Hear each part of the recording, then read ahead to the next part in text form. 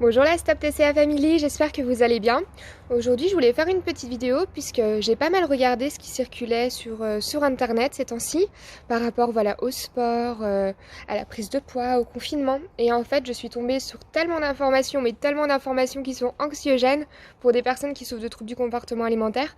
C'est-à-dire, dans certains articles il est écrit, peut-être essayer de faire le jeûne intermittent, ou sinon il est conseillé d'enlever les féculents, de carrément enlever les collations. Allez, on enlève tout, hein. On vide la cuisine, comme ça c'est fait.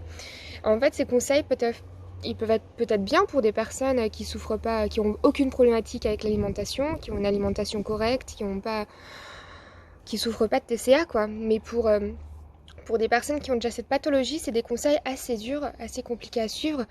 Et en fait, pour tout vous dire, voilà, on le sait, c'est une situation quand même inédite. Nos habitudes, notre mode de vie, a radicalement changé ces dernières semaines.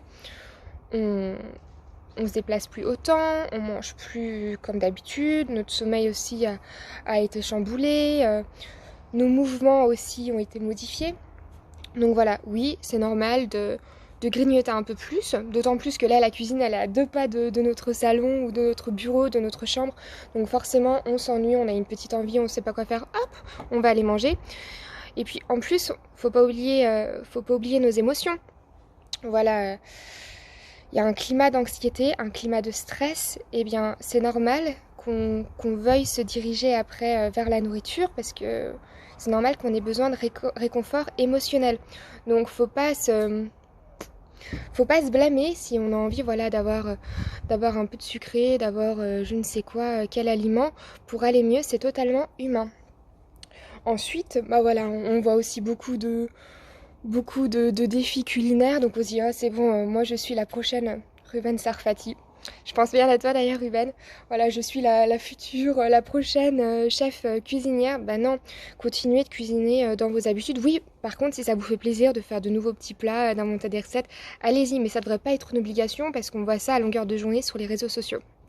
Et d'ailleurs, tout à l'heure, je vous ai dit qu'on allait parler un peu de sport.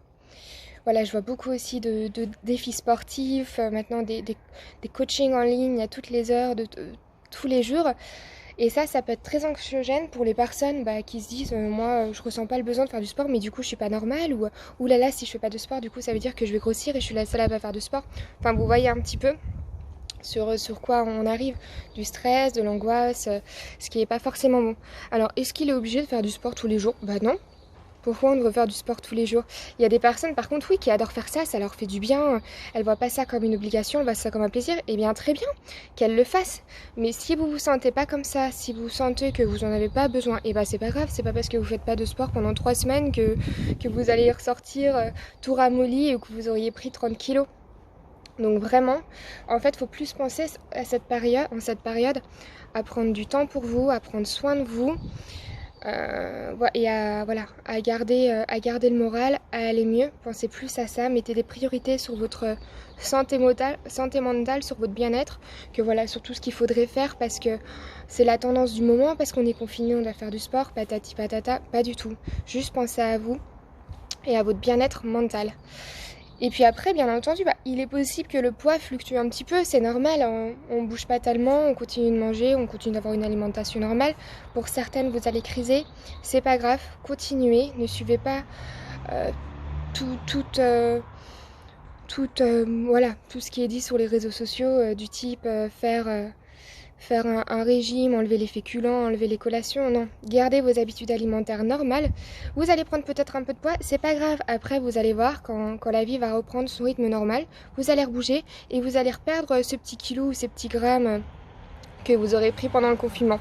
Donc vraiment, pas de stress.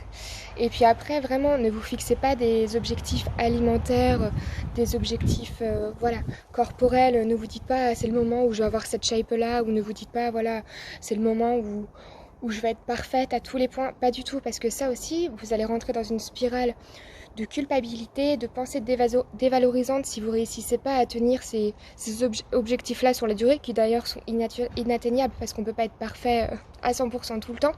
Donc vraiment, ne commencez pas à rentrer dans ces spirales-là. Et puis ensuite, pour conclure la vidéo, j'ai envie de dire, on a le temps pour nous, donc c'est aussi le moment de cultiver voilà, un peu de bienveillance envers nous-mêmes, encore même de la surbienveillance, puisque là on est, voilà, c'est vraiment un moment qui est très particulier. Voilà, c'est le moment de développer de la bienveillance, de l'amour, de la compréhension. C'est vraiment le moment de s'auto-aimer.